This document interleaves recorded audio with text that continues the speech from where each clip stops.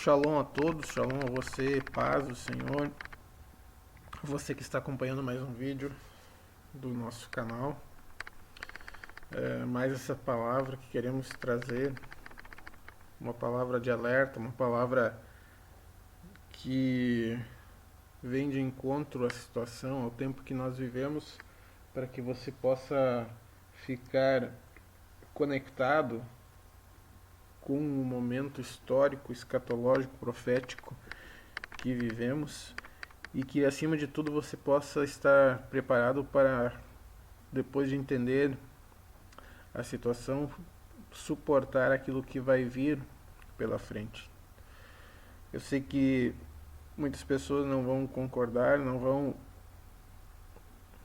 ter o mesmo pensamento que eu vou expor aqui nesse dia, nesse estudo, porém eu tenho como algo muito claro que a noiva do Senhor, ela vai passar pela grande tribulação, ela vai passar por esse tempo de angústia, por esse tempo de sofrimento que está se desenhando, porque o cenário praticamente está pronto, está montado.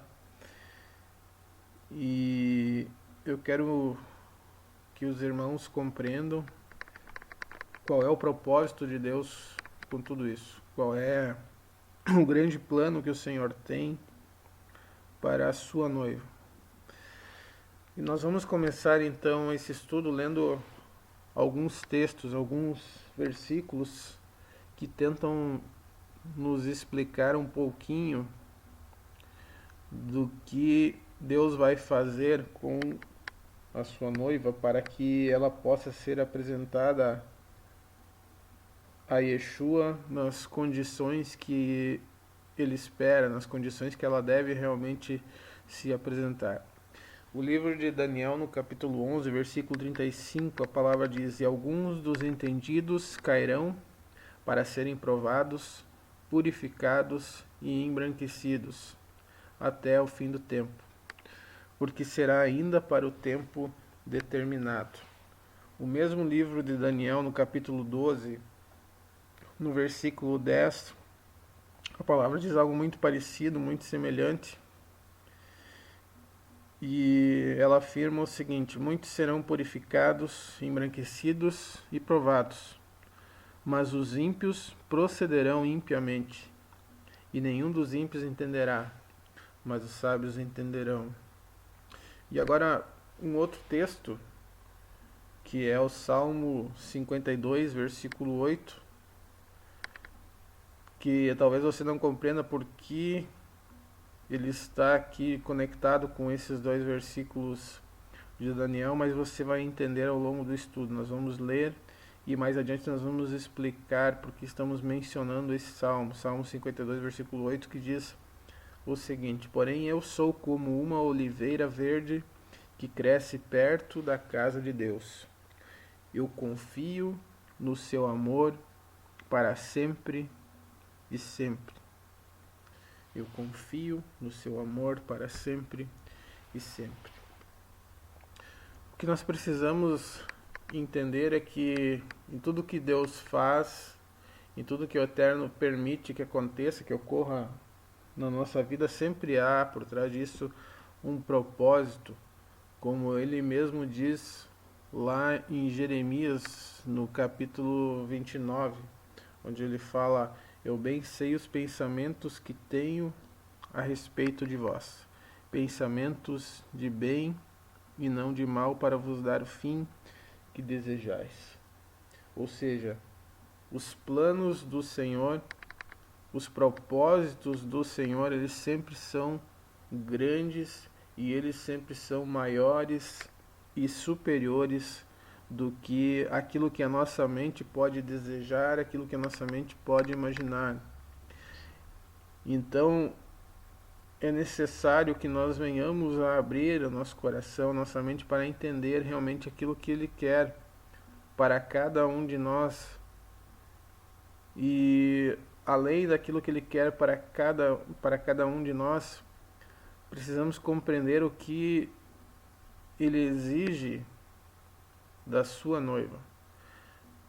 Como é que a sua noiva deve ser apresentada, deverá ser apresentada diante dele naquele grande dia? A pergunta que eu faço aqui para começarmos, para introduzirmos o estudo, é a seguinte: se Yeshua retornasse hoje, quantos subiriam? Nós temos que considerar que o apóstolo Paulo, ele afirma o seguinte em uma de suas cartas a respeito da noiva do Senhor, que para mim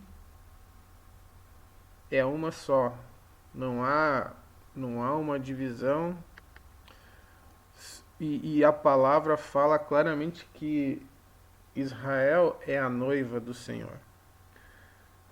Mas se Israel é a noiva do Senhor, onde ficam então os gentios? Se você tem dúvida a respeito de que Israel seja realmente a noiva do Senhor, então leia capítulo 37 do livro de Gênesis, leia capítulo 12 do livro de Apocalipse, leia Jeremias 31, versículo 31, leia Oséias capítulo 2.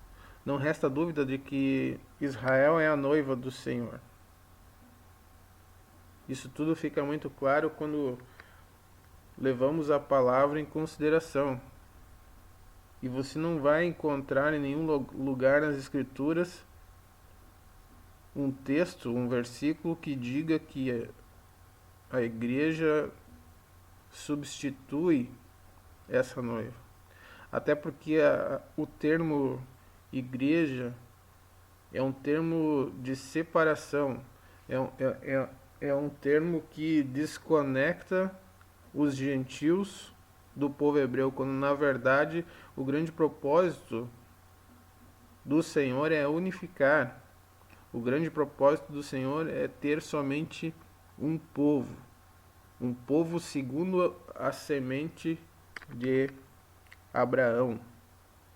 E essa semente de Abraão, ela considera tanto judeus como gregos, todos aqueles que possuem a mesma fé, todos aqueles que creem e que foram redimidos pelo sangue do Cordeiro, todos aqueles que creem em Yeshua, porque há somente uma noiva, há somente uma esposa, há somente um povo para o Senhor, porque Deus, ele derrubou através do sangue de Yeshua a parede de separação que havia entre os dois povos.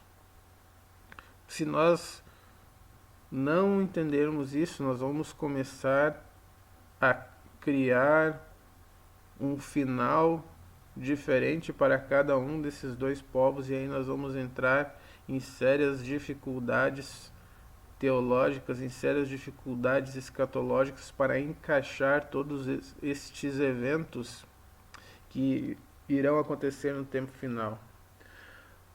Mas retornando a essa pergunta, digamos que Yeshua então ele retornasse hoje.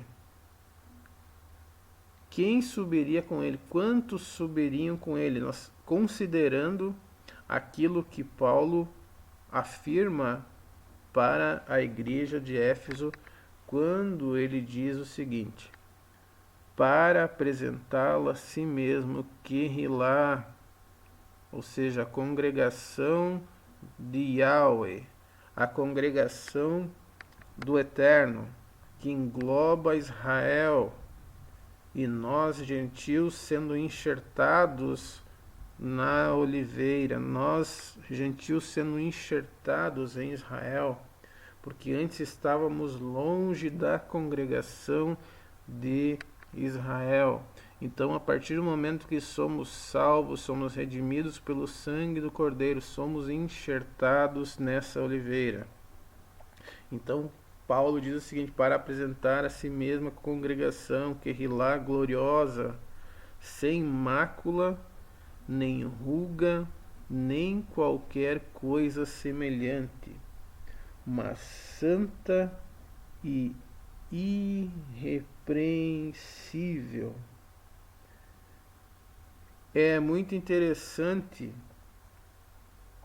quando nós lemos esse texto, quando nós lemos esse versículo, que não fica dúvida com relação àquilo que o Senhor espera da sua noiva.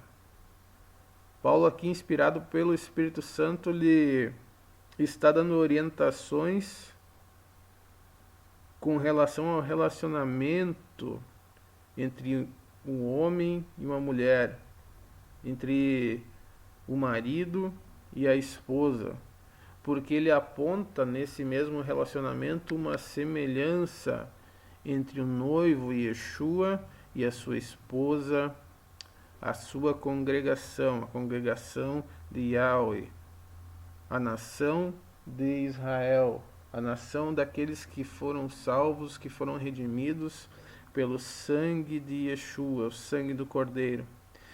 Então, nessa semelhança, ele afirma que, da mesma forma que o homem deve zelar pela sua esposa, pelo seu crescimento espiritual, para que ela receba o alimento para o espírito, para a sua alma, a congregação, a noiva, deverá ser apresentada ao Eterno com algumas características que realmente nos dão a entender que não vamos entrar nos seus átrios, não vamos entrar na sua presença de qualquer forma, de qualquer maneira, porque a noiva, ela será gloriosa, ela será sem mácula, ela não terá ruga, nem qualquer coisa semelhante, mas santa, kadosh, e irrepreensível. Aí eu olho para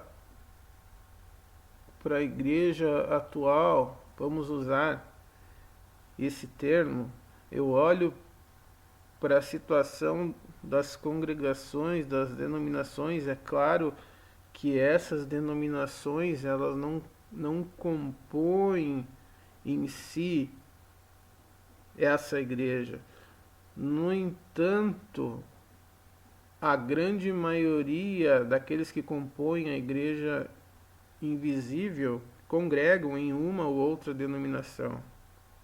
E se nós olhamos para esse modelo atual, se nós olhamos para essas denominações, o que é que nós vemos, o que é que nós enxergamos? Será que nós vemos hoje essas características exigidas pelo esposo para a sua noiva?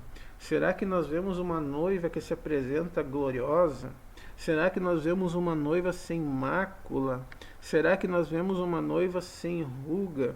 Será que nós vemos uma noiva sem qualquer coisa semelhante? Porque a palavra diz que nós devemos nos afastar até mesmo da aparência do mal. Será que nós vemos uma noiva santa e irrepreensível? A resposta, para mim, ela é cristalina. Nós não conseguimos enxergar essa noiva. Nós não conseguimos ver hoje uma noiva com essas características que o Senhor quer para que seja apresentado diante do Cordeiro, diante do leão da tribo de Judá. Irmãos, nós precisamos ter essa clareza. A noiva do Cordeiro, ela precisa ter essas características. Ela deve ser gloriosa, sem mácula, nem ruga, nem qualquer coisa semelhante, mas santa e irrepreensível.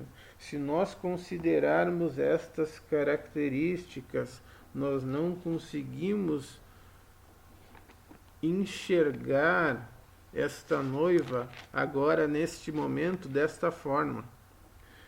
E quando Paulo fala dessas características, é evidente que ele não fala daqueles que já partiram em Yeshua, porque aqueles que já partiram salvos, esses sem dúvida, eles foram salvos porque eles demonstravam essas características. Mas ele está falando do povo que estaria aqui quando Yeshua retornasse, ou seja, quando ele vier para arrebatar a sua noiva, quando aqueles que foram mortos ressuscitarem e quando aqueles que estiverem ainda vivos forem transformados. Mas de que forma, de que maneira nós podemos mostrar que somos, que pertencemos realmente ao Senhor e que temos, que possuímos dentro de nós essas características? No capítulo 14 do livro de Apocalipse, a palavra fala: "E seguiu-os o terceiro anjo, dizendo com grande voz: se alguém adorar a besta e a sua imagem e receber o sinal na sua testa ou na sua mão, também este beberá do vinho da ira de Deus que se deitou não misturado no cálice da sua ira, e será atormentado com fogo e enxofre diante dos santos anjos e diante do Cordeiro, e a fumaça do seu tormento sobe para todo sempre. E não tem repouso nem de dia nem de noite os que adoram a besta e a sua imagem, e aquele que receber o sinal do seu nome. Aqui está a paciência dos santos. Aqui estão os que guardam os mandamentos de Deus e a fé em Jesus." Eu quero ressaltar esse último versículo, versículo 12, que foi lido do capítulo 14 do livro de Apocalipse, que diz exatamente isso. Aqui está a paciência ou a perseverança dos santos. Ou seja, aqueles que são salvos, aqueles que têm dentro de si o selo do Espírito Santo, aqueles que têm sobre si o sangue de Yeshua, que os purifica de todo pecado. E a palavra continua afirmando: aqui estão os que guardam os mandamentos de Deus e a fé em Yeshua. Então, quando nós lemos este texto e combinamos com o texto de Efésios, nós vemos que há uma característica que mostra de uma forma muito clara e peculiar como se comporta a noiva de Yeshua. Essa noiva, aqueles que fazem parte dessa noiva, aqueles que compõem essa noiva, eles guardam a fé e guardam também os mandamentos de Yeshua, aqueles que estão na sua palavra. Então, muito se fala a respeito do amor nos dias de hoje, e sem dúvida o principal e o maior de todos os frutos é o amor. E isso está muito claro lá no livro de 1 Coríntios.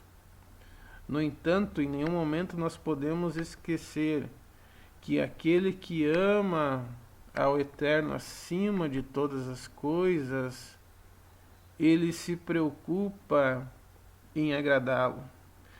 É a mesma coisa que você ter uma esposa e não fazer nada por ela, e você somente dizer: eu te amo. Mas as tuas palavras, quando elas não refletirem uma ação concreta, uma ação visível, elas não têm peso algum, elas não têm valor nenhum. Por isso que o que eu quero afirmar aqui é que não podemos separar as ações do corpo, dizendo que o espírito está pronto, se as ações do nosso corpo não refletem aquilo que está dentro de nós. Isso quer dizer o seguinte: tudo aquilo que eu faço para o meu próximo, tudo aquilo que eu faço para os outros, tudo aquilo que eu opero através do meu corpo, que deve ser templo do Ruach HaKodesh, do Espírito Santo, tudo aquilo que eu faço através de mim, tudo aquilo que é visível, deve refletir uma ação do Espírito na minha vida. Se essa ação do Espírito não existe na minha vida, alguma coisa está errada dentro de mim, a minha alma ainda está doente, eu não posso dissociar com o corpo, alma e espírito, porque eles vivem, eles refletem, eles devem andar numa mesma direção. E se eles não andam numa mesma direção, alguma coisa está errada. Quando eu crucifico o velho homem, a minha alma, o meu velho ser, eu estou morto para as minhas ações antigas. Eu não estou dizendo aqui que nós não podemos errar, mas nós não podemos viver continuamente na prática do pecado. Nós não podemos viver continuamente na prática do erro, porque nós devemos nos apresentar como que Hilá gloriosa, sem mácula, nem ruga, nem qualquer coisa semelhante, mas santa e irrepreensível. É essa noiva que o Senhor espera para as bodas. É essa noiva que o Senhor espera para aquele dia glorioso, onde Ele levará ela para a sua recâmara, como diz lá no livro de Cantares. Então, nós não podemos dissociar as coisas. O meu corpo, ele não reflete o que eu tenho dentro de mim. Isso não existe, porque o pensamento correto é o pensamento concreto, é o pensamento onde nós vemos a fé em ação. Se nós tomarmos para nós o pensamento greco-romano, esse pensamento, ele aceita esse tipo de separação, que diz o seguinte: aquilo que você faz no corpo não demonstra que você não é salvo, porque você adora somente em espírito, você vive somente em espírito. Mas, na verdade, o nosso corpo, que é o templo da habitação do Senhor, ele vai refletir aquilo que está dentro de nós. Ele vai refletir o estado da nossa alma. Portanto, nós não podemos dar a ninguém, nós não podemos mostrar ao Senhor aquilo que nós não temos, aquilo que nós não possuímos. Se nós não somos cheios da presença dEle, se nós não somos tomados pelo seu Espírito, nós não vamos mostrar os frutos do Espírito, e sim as obras da carne. Nós temos que demonstrar o nosso amor, amar ao Eterno acima de todas as coisas. E nós conseguimos demonstrar a Ele esse amor guardando os seus mandamentos. João capítulo 14, versículo 15, e também no versículo 21 a palavra fala justamente isso. Yeshua fala justamente isso. Aqueles que me amam são aqueles que têm os meus mandamentos e os guardam.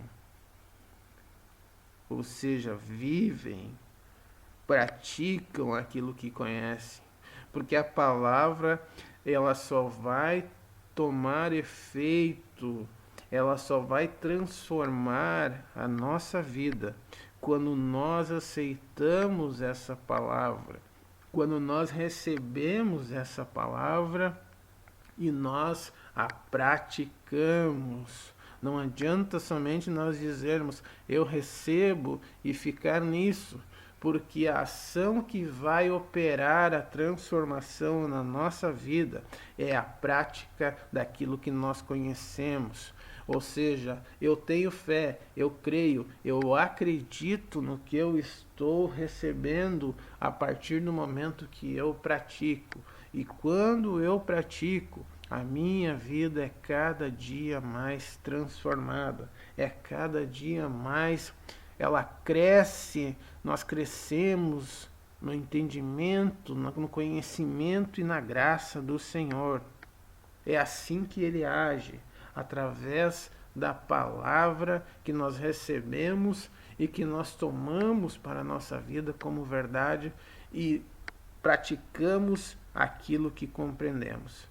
Essa é a forma que Deus trabalha. Então eu pergunto para vocês, essa noiva gloriosa, sem mácula, sem ruga, sem qualquer coisa semelhante, santa e irrepreensível,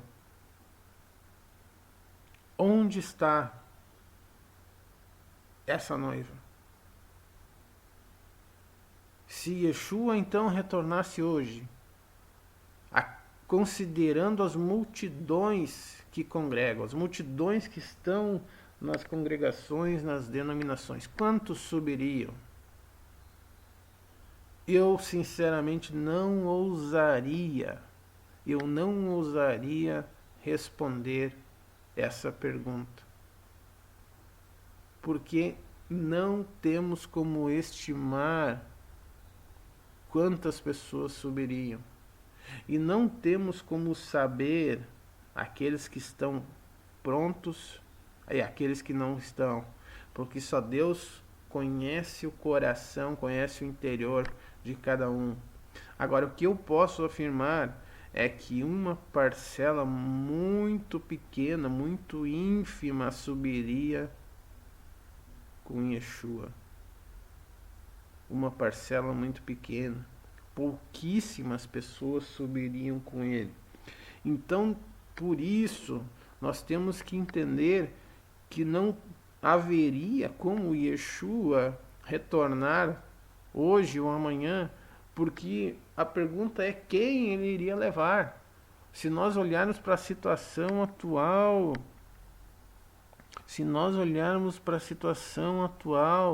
das denominações em geral, se nós olharmos para a situação atual da humanidade, quem poderia subir, quem poderia entrar nos seus átrios, quem poderia entrar na sua presença? Pouquíssimas pessoas.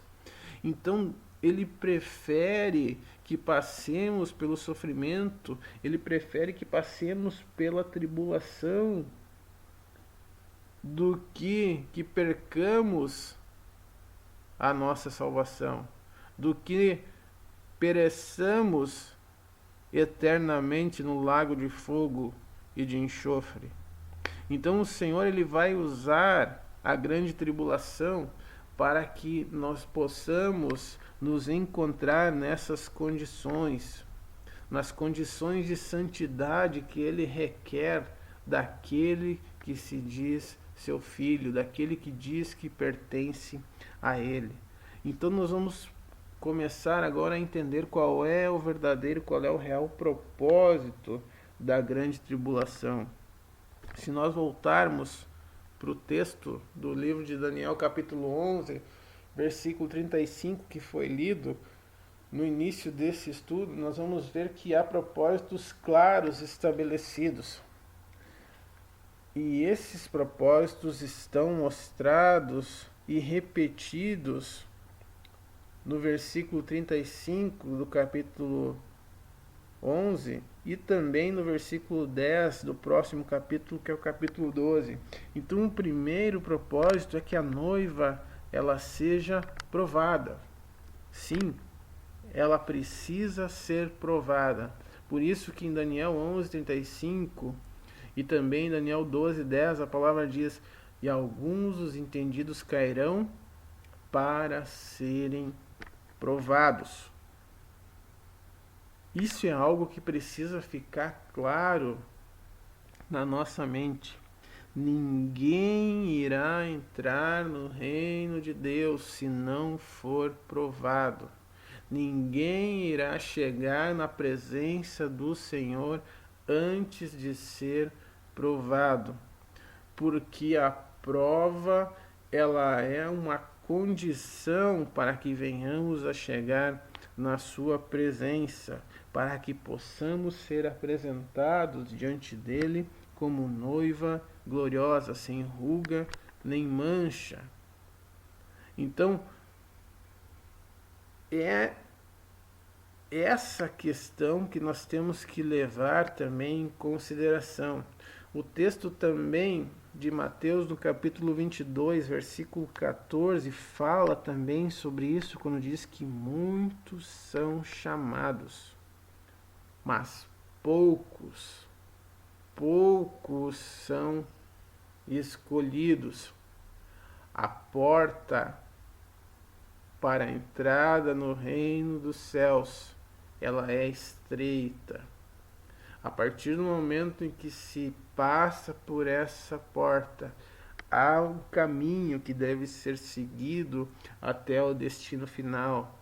E esse caminho também é um caminho estreito, não é um caminho largo. Não é um caminho largo, é um caminho que se deve andar em linha reta até chegarmos na presença do Senhor. Por isso que muitos são chamados, mas poucos são escolhidos, porque a grande maioria não suporta as provações. E há alguns que nem mesmo nas provações acabam caindo, mas acabam caindo antes, porque são engodados pelas atrações que o mundo oferece, por aquilo que o mundo concede, por aquilo que eles desejam, que são as concupiscências do seu próprio coração. Então eles acabam sendo atraídos por essas coisas. Hoje, muitas congregações usam métodos de evangelismo que na verdade são métodos mundanos. E as pessoas então elas pensam o seguinte: vamos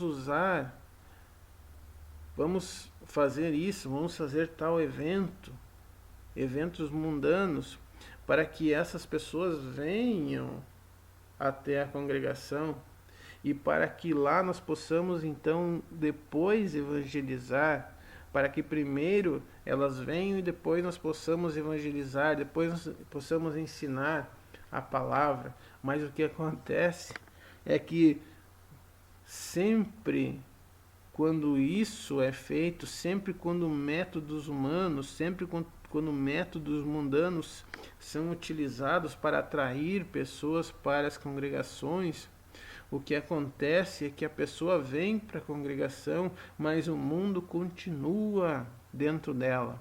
E o mundo não continua somente dentro dela, mas ela traz também ainda mais o mundo para dentro da congregação. E aí essas pessoas, elas precisam de um alimento, mas o alimento que elas precisam, o alimento que elas desejam, não é o alimento da palavra, mas é o alimento de coisas que não edificam. E para alimentar essas pessoas, muitas vezes os líderes acabam arrefecendo o cuidado com a palavra do Senhor e acabam alimentando os bodes e deixando as ovelhas passar fome. É isso que acontece quando trazemos pessoas atraídas por métodos mundanos para dentro da congregação. Não se produz um efeito salvífico na vida dessa pessoa e jamais vai se produzir. Antes dessa pessoa ser salva, antes dessa pessoa ser convertida, ela já converteu os líderes da igreja para o mundo. Ela já levou os líderes e a própria congregação para o mundo. Uma laranja podre é suficiente para levar a podridão para todas as demais laranjas. É apenas questão de tempo. Então não podemos jamais usar método nenhum que não seja o poder do Espírito Santo, a palavra e a oração para levar pessoas às congregações. Se nós começarmos a usar destas formas, o que vai acontecer é que nós vamos esfriar e nós vamos acabar caindo. E aí nós não vamos ter desculpa quando chegarmos na presença do Senhor. É isso que está acontecendo. A grande maioria não suporta as provas. E alguns nem mesmo passam pelas provas, mas simplesmente se voltam para os prazeres e para as atrações mundanas. As pessoas hoje, as denominações, elas estão cheias de pessoas vazias e pessoas mimadas, que por tudo reclamam, que reclamam porque não podem mais fazer as coisas que faziam no mundo, que reclamam por coisas pequenas, por coisas que são consideradas ridículas, enquanto verdadeiros crentes dos tempos mais remotos davam com prazer as suas vidas por amor ao Senhor, enquanto pessoas hoje reclamam de coisas tão pequenas, de coisas tão sem fundamento. Muitos com alegria morreram por amor ao Senhor e por certeza da esperança que tinham no nome de Yeshua, por certeza da vida eterna, por certeza de um mundo vindouro que será incomparável com o atual, porque neste mundo vindouro o rei será Yeshua HaMashiach, a pedra que cortará e que derrubará todo o reinado humano. Ele estabelecerá um reino verdadeiro, um reino de justiça, um reino de amor, um reino de paz verdadeira, que jamais poderá ser tirado. É nele que temos a nossa esperança. Então, se queremos chegar na presença do Senhor salvos, precisamos ser provados e precisamos ser aprovados. É isso que diz o texto de 1 Timóteo, capítulo 3, versículo 10, quando o apóstolo Paulo escreve para Timóteo, ele dá uma recomendação com relação aos diáconos que devem ser escolhidos para trabalhar na obra do Senhor. E nisso ele diz: e também estes sejam primeiro provados, depois sirvam se forem irrepreensíveis. Irrepreensíveis, isso é algo muito sério. Então nós precisamos ser provados para que depois venhamos a servir e sejamos realmente escolhidos pelo Senhor para a sua obra. Se nós não somos provados e se nós não somos aprovados naquilo que passamos, sendo irrepreensíveis, quanto menos poderemos fazer parte de uma noiva sem mancha, nem ruga, nem coisa semelhante alguma, mas santa e irrepreensível. Será que aquele que é provado e não passa na prova e continua por sua vida inteira cocheando entre dois caminhos, será que alguém com essas características poderá se apresentar diante do Eterno como noiva do seu filho Yeshua? Será que alguma pessoa com estas características poderá se colocar diante dele e permanecer em pé na sua presença? Então, fica claro que a noiva ela precisa passar pela prova, e ela precisa passar pela prova e ser aprovada para que ela possa ser considerada noiva. Esse é o primeiro propósito da grande tribulação. Será um momento de angústia, um momento de provação, qual nunca houve desde que houve nação. Então esse momento é o momento em que a noiva ela vai passar pela prova e vai vencer. Aquela que é a noiva do Cordeiro, ela vencerá, ela suportará a dificuldade, ela suportará a tribulação e será vitoriosa, pois tem sobre si o sangue do Cordeiro, o sangue de Yeshua, e tem dentro de si a presença do seu Espírito, do Espírito Santo. Além da noiva ser provada, depois que ela passou pela prova, ela deve ser purificada. Purificada. E quando que ela é purificada? Ela é purificada quando ela vence a prova e depois disso ela continuamente ela permanece, ela persevera em buscar mais e mais o crescimento espiritual. E esse crescimento espiritual, ele vem através de mais e mais nós entendermos a palavra, nós buscarmos a compreensão da palavra do Senhor e mais praticarmos essa palavra. Por isso que o mesmo texto lá de Daniel, no capítulo 11, no versículo 35, diz isso. E alguns dos entendidos cairão para serem, depois de provados, purificados. Purificados. E como é que nós somos purificados? Nós somos purificados pela água. Essa água é a palavra. E é isso que diz o texto de Efésios no capítulo 5, no versículo 26.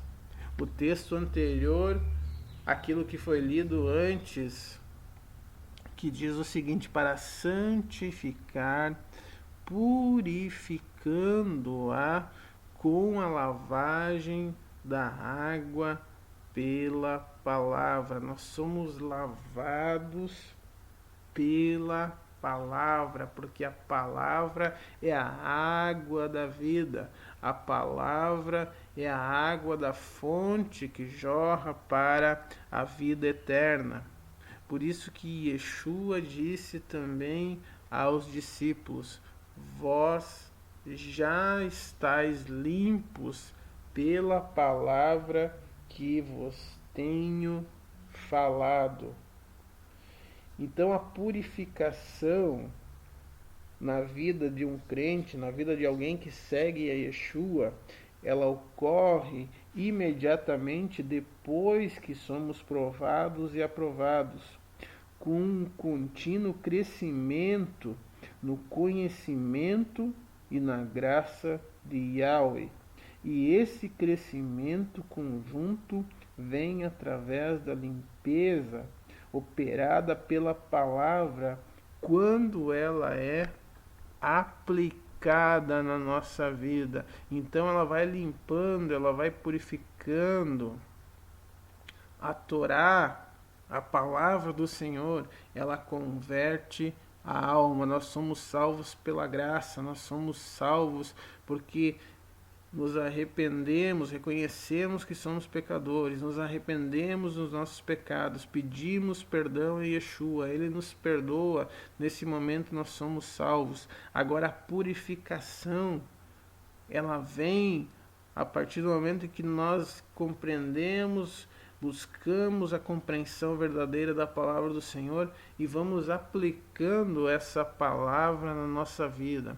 E a partir do momento em que nós aplicamos praticamos essa palavra, ela nos limpa, ela nos purifica, ela tira toda mancha, ela tira toda ruga, ela tira toda impureza, toda impureza. E dessa forma nós estaremos praticamente prontos para sermos apresentados ao Senhor com aquelas características exigidas para uma noiva, para a noiva que o Senhor, que o Eterno de Israel, ele deseja. Só para nós entendermos um pouquinho mais, a palavra água em hebraico vem do termo maim. A palavra céus em hebraico chama-se chamaim, ou seja, a água maim está dentro dos céus, que pronunciamos chamaim. Se nós separamos esses dois nomes, nós teríamos então Shem e Maim. Se nós separarmos essa expressão e traduzirmos Shem e Maim, nós teríamos o nome da água, o nome das águas. Como nós já vimos aqui no texto do livro de Efésios, no capítulo 5, no versículo 26, nós vimos que a água, ela é a palavra. Assim como testificado também por Yeshua, no capítulo 15, versículo 3, que também já vimos. Então, se a água é a palavra, o nome hebraico Shamaim, que representa os céus, que quando separado nós traduzimos como Shem, mais Maim, que vai dar o seguinte resultado, que é o nome das águas, pode ser também traduzido como o nome da palavra, em nome das águas, em nome da palavra, em nome de Yeshua HaMashiach. Ele é a água da vida. Yeshua é aquele que nos purifica de todo pecado, aquele que nos limpa, aquele que tira dentro de nós tudo aquilo que não agrada, aquele que trabalha na nossa vida para nos apresentar purificados diante da sua presença, diante do Rei dos Reis e do Senhor dos Senhores. Yeshua HaMashiach é a água, Yeshua HaMashiach é a palavra, Yeshua HaMashiach é aquele que purifica a nós de todo pecado, de todo erro, de toda transgressão, e aquele que nos apresenta diante dele mesmo como noiva pura, sem mancha nem ruga, imaculada, sem coisa semelhante, mas santa e irrepreensível. No nome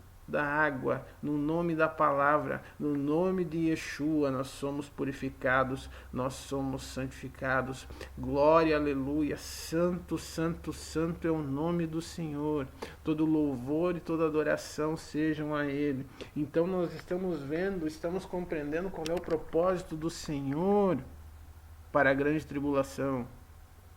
Qual é o propósito do Senhor em estarmos aqui nesse momento tão conturbado, nesse momento tão difícil?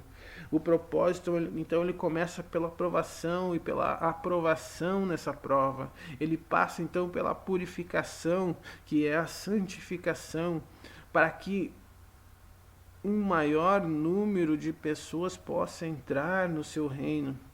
E ele vai terminar com a última etapa após a purificação, que é o embranquecimento, que diz no mesmo versículo que já lemos, Daniel capítulo 11, versículo 35, também em Daniel 12, 10, A palavra diz: e alguns dos entendidos cairão para serem, depois de provados, depois de purificados, embranquecidos,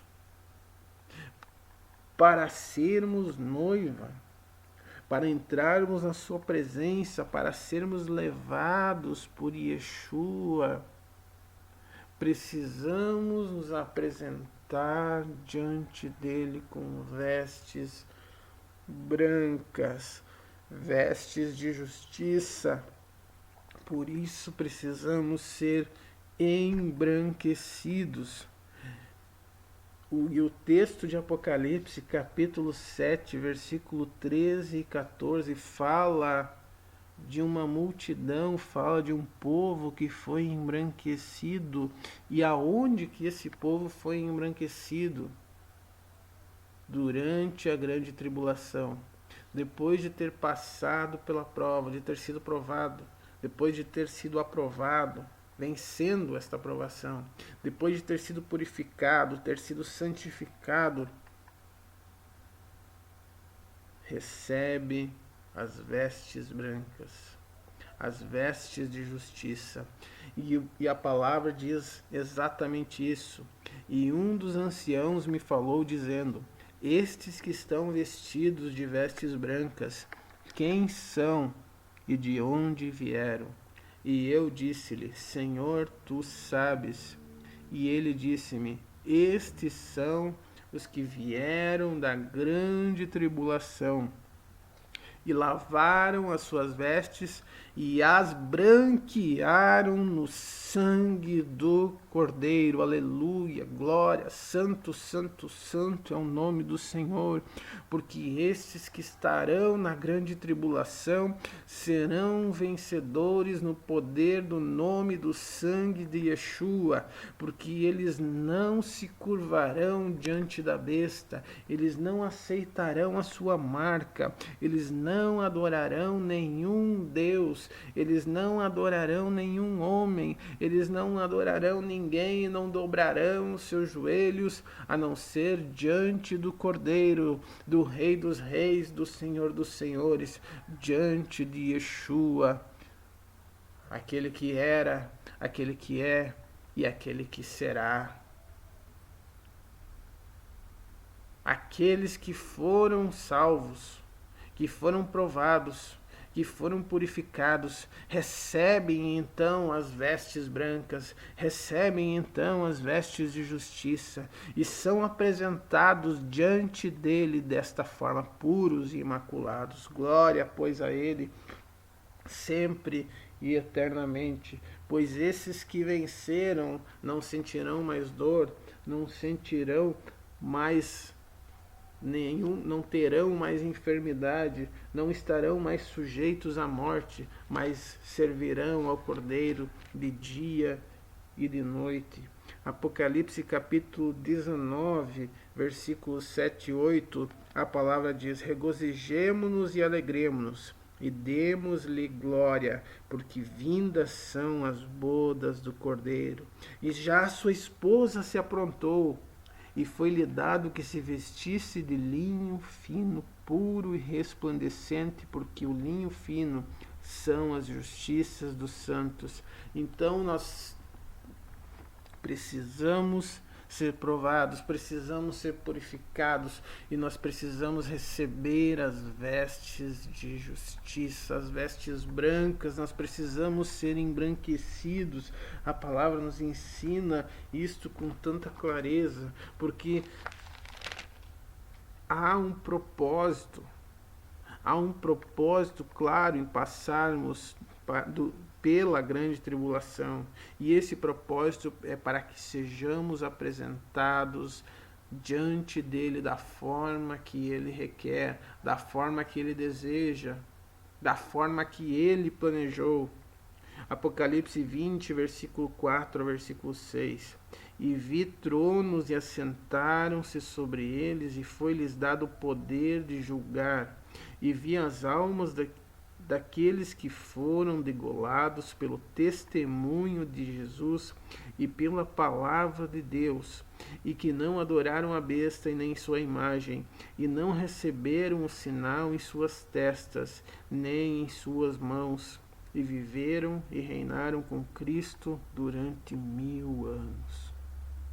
Mas os outros mortos não reviveram, até que os 1000 anos se acabaram.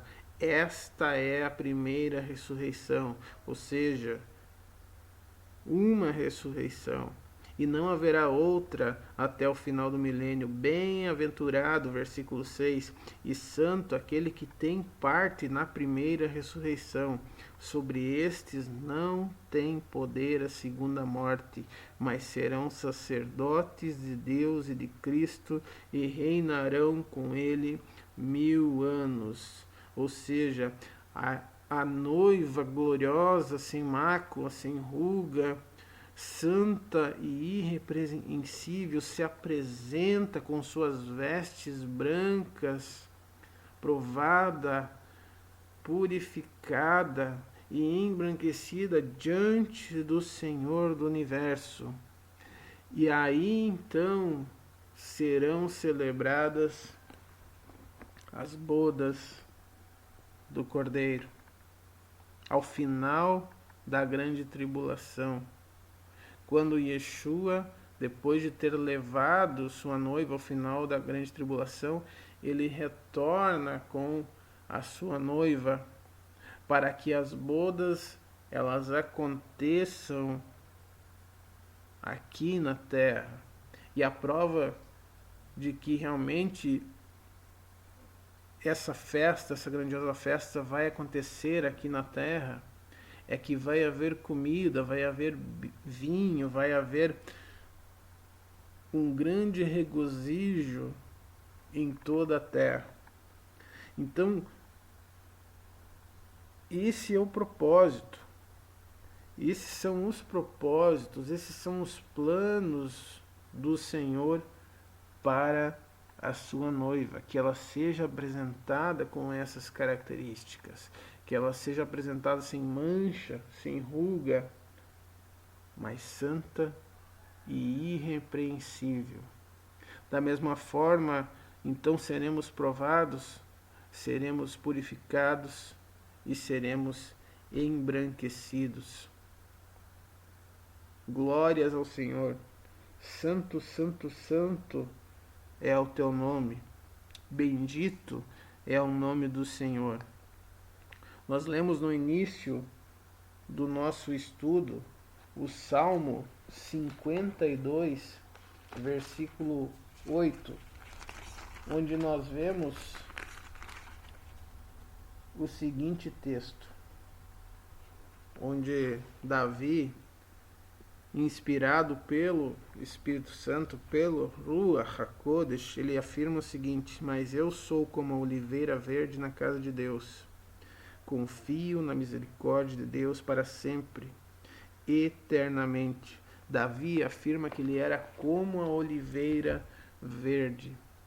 O fruto da oliveira, nós sabemos que é a azeitona. É da azeitona que é extraído o óleo de oliva. Esse óleo de oliva representa para nós a presença, a unção do Espírito Santo sobre nossas vidas. E nós precisamos estar cheios da sua presença para que possamos resistir nesses dias maus. Por isso que Davi dizia que ele queria ser como a oliveira, porque a oliveira, ao dar o seu fruto, a azeitona, essa então gerava o óleo que era usado no templo e no tabernáculo para a unção, assim como também era usado para queimar as lâmpadas, para queimar nas lâmpadas da menorá.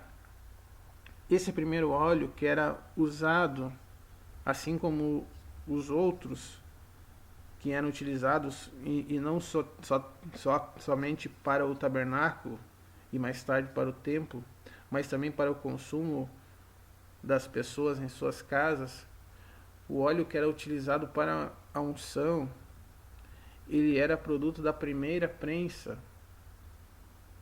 A prensa que retirava, que fazia com que fosse extraído o óleo da azeitona, ela acontecia da seguinte maneira: as azeitonas, elas eram esmagadas por enormes pedras. E essas pedras, essa pedra de um peso muito grande, um peso extremo, era colocada sobre as azeitonas para que o óleo fosse extraído. E esse primeiro óleo era levado então para o tabernáculo e mais tarde para o templo para a unção. A segunda prensa então ela servia para o consumo nas casas. A terceira, o resultado da terceira prensa, ele servia para queimar, para que houvesse luz, para que houvesse iluminação. E o resultado da quarta prensa, então, do azeite, do óleo de oliva, ele servia para fazer sabão normalmente. Mas o que queremos destacar aqui é que para que o óleo saísse da azeitona, ela deveria ser prensada, ela deveria ser esmagada. É como se nós olhamos para nós, para a nossa vida,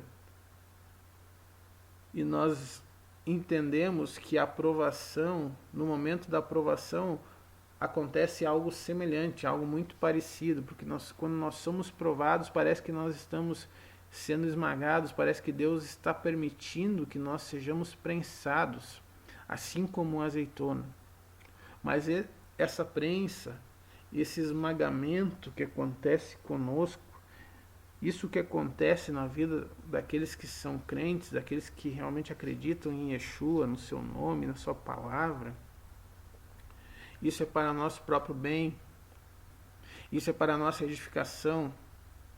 O Senhor permite para que venhamos a crescer espiritualmente, para que venha brotar de nós o óleo, para que venha brotar de nós o azeite, que vai nos encher da sua presença, que vai nos encher do seu poder, da sua unção, a unção que os apóstolos tinham, a unção que os discípulos do Senhor tinham. Essa mesma unção nós temos que buscar, nós temos que desejar para nós, porque eu continuo crendo que o Eterno, que o Deus que habita nos céus, Ele é o mesmo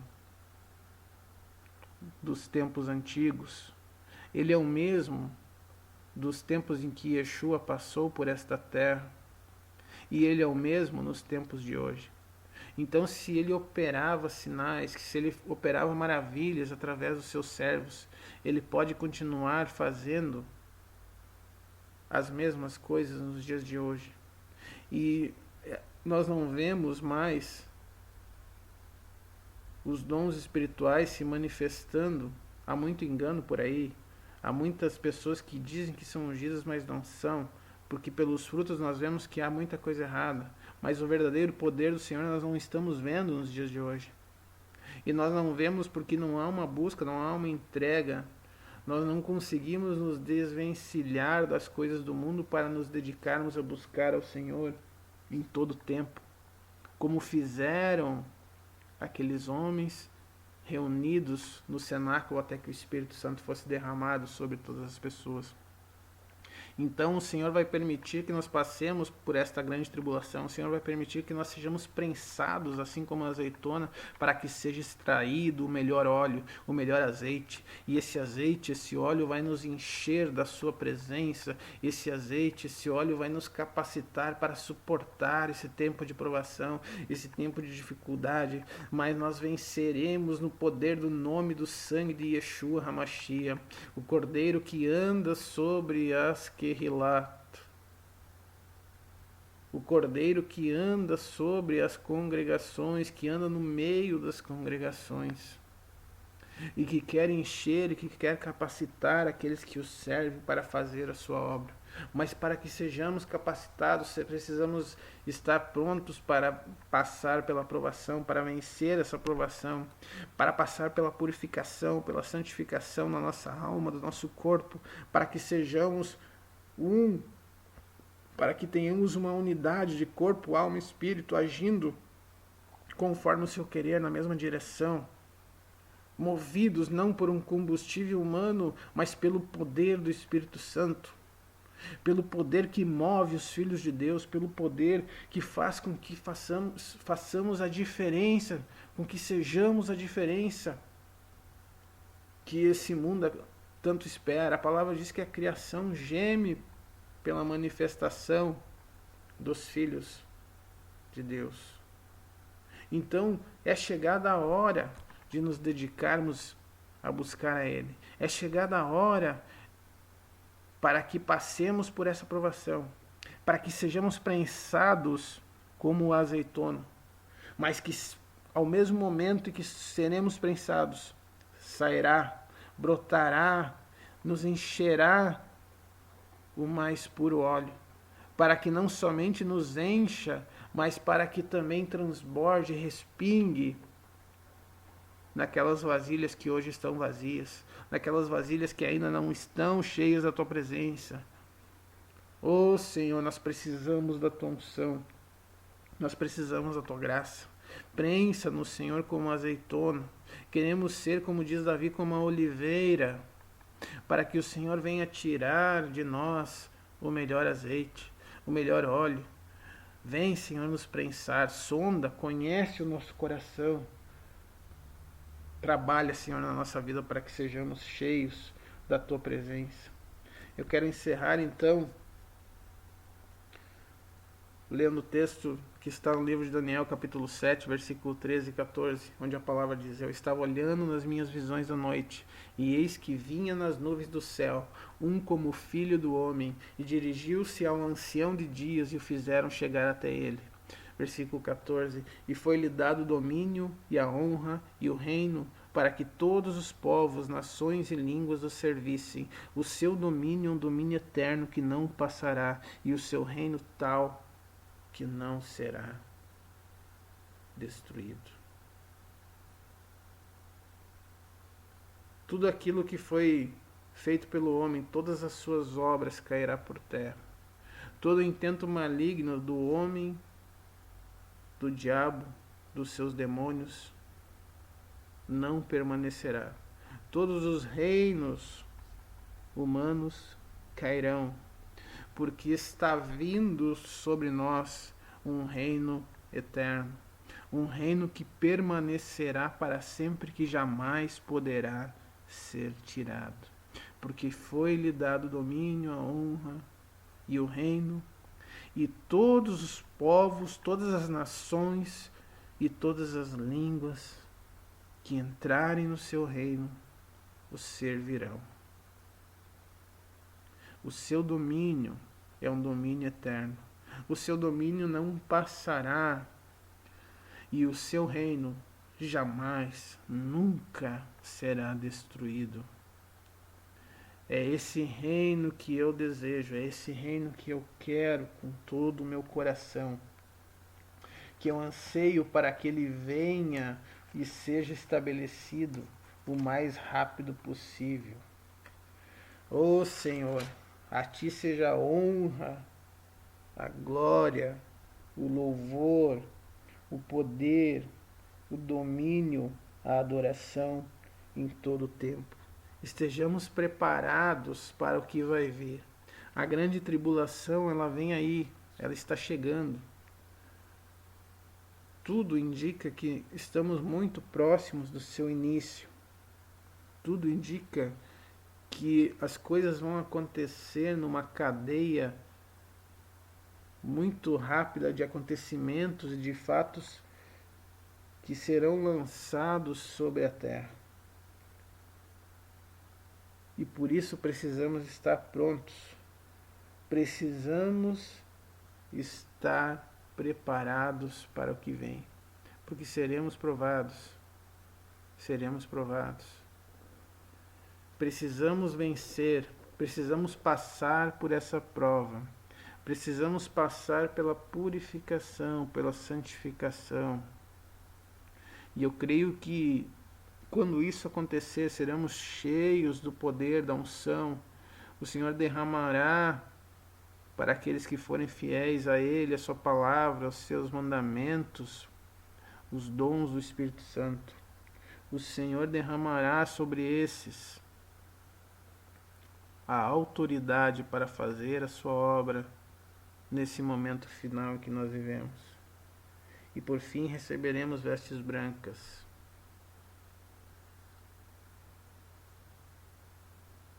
Não sei se vamos chegar com vida ao final da grande tribulação, se vamos ser mortos durante a grande tribulação. Mas não importa. O que importa é que realmente possamos nos encontrar com Ele naquele grande dia e possamos ficar em pé diante da Sua presença, diante do Filho do Homem, diante do Filho do Eterno Deus Todo-Poderoso. A Ele seja a glória e o louvor. Daniel capítulo 12, versículo 3 diz: os que forem sábios, pois resplandecerão como o fulgor do firmamento, e os que a muitos ensinam a justiça, como as estrelas, sempre e eternamente. Aqueles que forem sábios, aqueles que forem fiéis, resplandecerão como as estrelas. Aqueles que ensinam a verdade, aqueles que ensinam a justiça, entrarão nos seus atos, entrarão na sua presença. Você está pronto? Você está preparado para esse momento? Vamos orar, vamos clamar para que o Senhor nos ajude a permanecermos fiéis até o fim, compreendendo o seu plano, compreendendo o seu propósito para a vida daqueles que estarão aqui durante a grande tribulação, que passarão pelas lutas, mas as vencerão no poderoso nome de Yeshua. Ó Deus, a Ti entregamos, ó Pai, mais esse estudo, a Ti entregamos, Senhor, a nossa vida, a Ti colocamos diante de Ti, Senhor, as nossas falhas, os nossos erros, os nossos pecados. Perdoa-nos, Senhor, pelo sangue de Yeshua, pelo nome de Yeshua. Ó Deus, trabalha, Senhor, na nossa vida, que possamos vencer, Senhor, a provação, que possamos vencer aquilo que vai vir. Ó Deus, que possamos, ó Deus, pelo Teu nome, pelo Teu poder, pela Tua palavra, sermos purificados, sermos santificados a cada dia, Senhor, até que possamos chegar à estatura do varão perfeito, como diz a Tua palavra.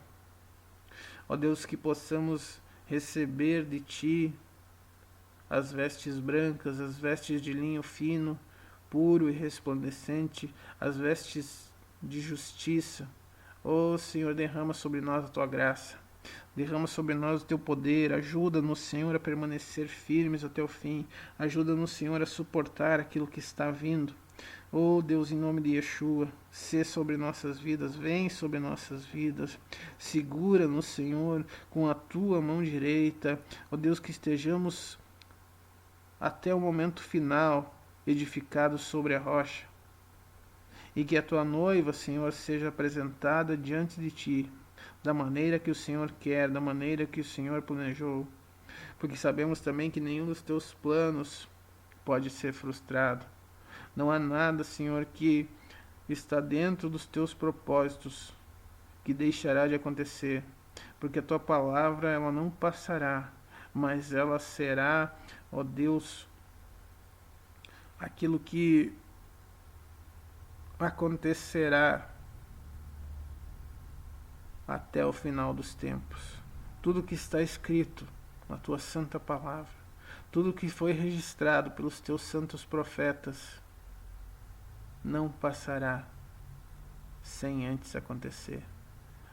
Mas sim, toda obra humana será destruída, toda obra do diabo, toda obra dos seus demônios será destruída, e não resistirá ao Teu reino que vem, ao Teu reino que será estabelecido, a pedra que cortará todo o domínio humano, a pedra que cortará toda a arrogância, toda a prepotência humana, que coloca a si mesmo como Deus, que coloca, que cria ídolos, outros deuses que não falam, que não cheiram, que não ouvem. Ó Deus, perdoa-nos, Senhor, pelas nossas falhas, pelos nossos erros. E fica conosco, Senhor. Fica conosco, segundo a tua promessa, até a consumação dos séculos. Nós te louvamos, nós te adoramos, nós te exaltamos. Em nome de Yeshua HaMashiach. Amém e amém.